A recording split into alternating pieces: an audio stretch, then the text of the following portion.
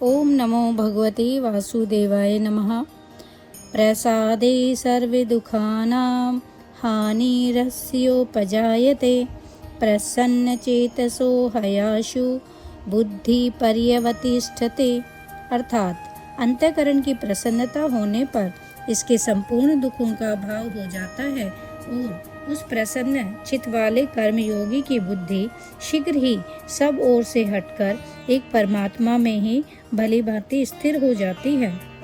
पापों के कारण ही मनुष्यों को दुख होता है और कर्मयोग के साधन से पापों का नाश होकर अंतःकरण विशुद्ध हो जाता है तथा शुद्ध अंतःकरण में ही उपयुक्त सात्विक प्रसन्नता होती है। इसलिए सात्विक प्रसन्नता से सारे दुखों का भाव बतलाना न्याय संगत ही है। अनुकूल पदार्थों के वियोग और प्रतिकूल पदार्थों के संयोग से जो आध्यात्मिक, आधि दैविक और आधि भौतिक नाना प्रकार के दुख सांसारिक मनुष्यों को प्राप्त होते हैं, उन सब का वाचक यहाँ दुखानाम पद से है। उपयुक्त साधक को आध्यात्मिक सात्विक प्रसन्नता का अनुभव हो जाने के बाद उसे किसी भी वस्तु के संयोग वियोग से किंचित मात्र भी दुख नहीं होता।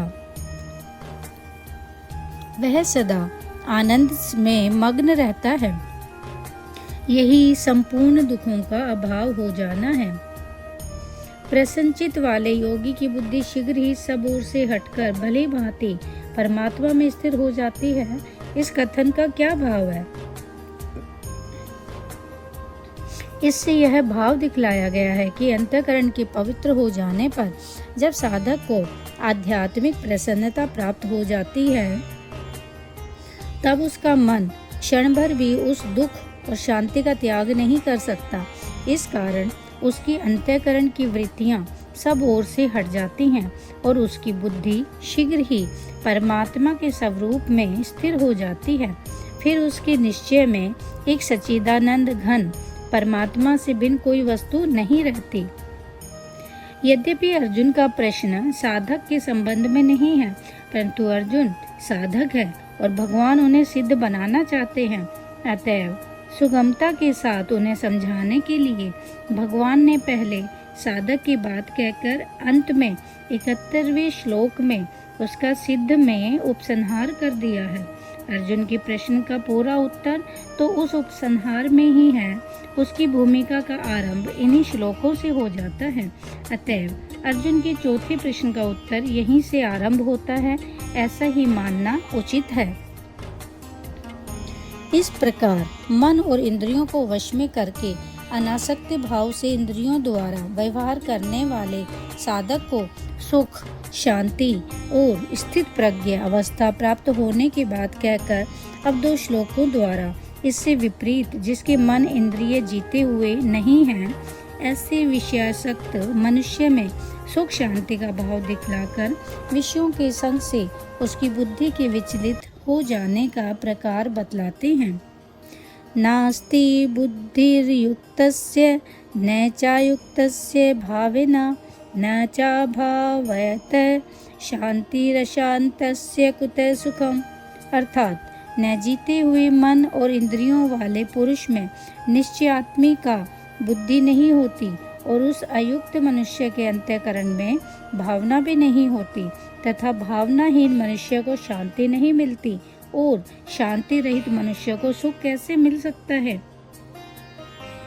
जिसके मन और इंद्रिय वश में किए हुए नहीं हैं एवं जिसकी इंद्रियों के भोगों में अत्यंत आसक्ति है, ऐसे विषयासक्त अविवेकी मनुष्य का वाचक यहाँ अयुक्तस्य पद है। इससे यह भाव दिखलाया गया है कि 41वें श्लोक में वर्णित निश्चयात्मिका बुद्धि उसमें नहीं होती। नाना प्रकार के भोगों की आसक्ति और कामना के कारण उसका मन विक्षिप्त रहता है। इस कारण वह अपने कर्तव्य का निश्चय करके परमात्मा के स्वरूप में बुद्धि को स्थिर नहीं कर सकता।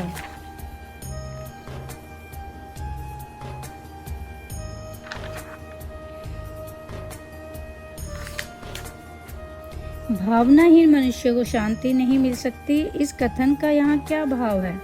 इससे यह भाव दिखलाया गया है कि परम आनंद और शांति के समुद्र परमात्मा का चिंतन न होने के कारण अयुक्त मनुष्य का चित्त निरंतर विक्षिप्त रहता है।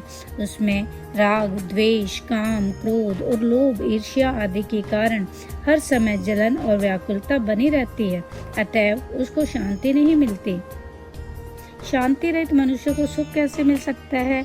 इस कथन का यहाँ यह भाव दिखाया गया है कि चित्त में शांति का प्रादुर्भाव हुए बिना कहीं किसी भी अवस्था में किसी भी उपाय से मनुष्य को सच्चा सुख नहीं मिल सकता। विषय और इंद्रियों के संयोग में तथा निद्रा, आलस्य और प्रमाद में भ्रम से जो सुख की प्रतीति होती है वह वास्तव में सुख नहीं है, वह तो दुख का हेतु होने से वस्तुतः दुख ही है। ओम नमो भगवते वासुदेवाय नमः।